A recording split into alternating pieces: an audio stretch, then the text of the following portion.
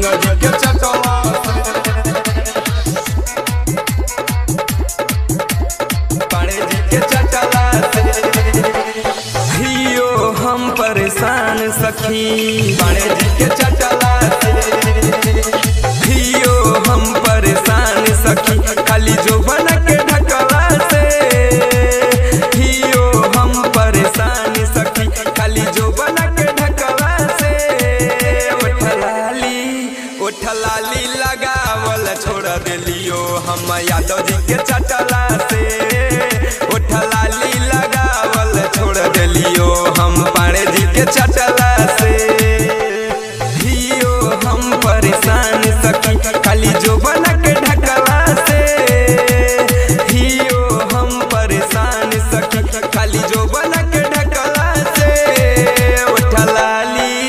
उठलाली लगावल छोड़ दिलियो हम यादव जी के चटला से उठलाली लगावल छोड़ दिलियो हम पाणे जी के चटला से यादव जी के चटला से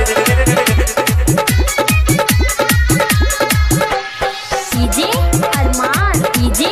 अरमान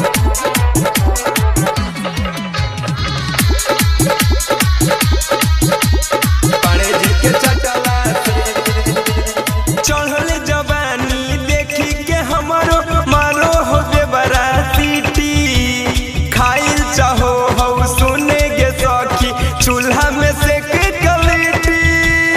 चूल्हा में से के गलीटी चढ़ल जवानी देखी के हमारो मारो हो दे बड़ा सीटी खाइल चाहो हो सुने गे सखी चूल्हा में से के गलीटी सब खसिंगार नहीं पूरा हो पाणे जी के चटला से सब खसिंगार नहीं पूरा हो एकरा चटला से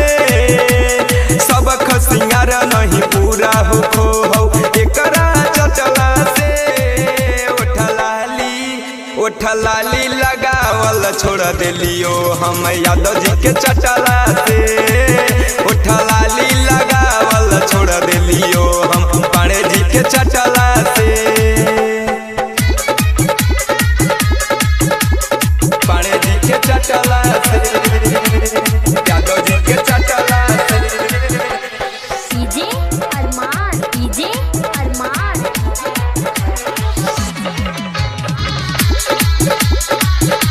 यादव जी के चटला से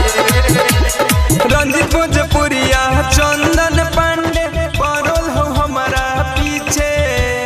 पाके अकेला सुने गे सखी ओढ़नी के कोरे हमर खींचे ओढ़नी के कोरे हमर खींचे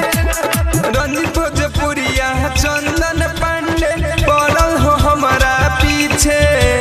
पाके अकेला सुने गे सखी ओढ़नी के कोरे हमर खींचे मिथुन बिहारी कहेला हमारा के चटवा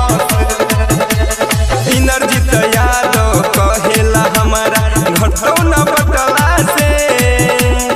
इनरजीत यादव कहेला हमारा घटो न बटला से उठलाली लगावल छोड़ दिलियो हम यादव जी के चटला से उठलाली लगावल छोड़ दिलियो हम पाणे जी के चटला से हियो हम परेशान सखी पाणे जी के चटला से हियो हम परेशान सखी खाली जो बना के ढकला से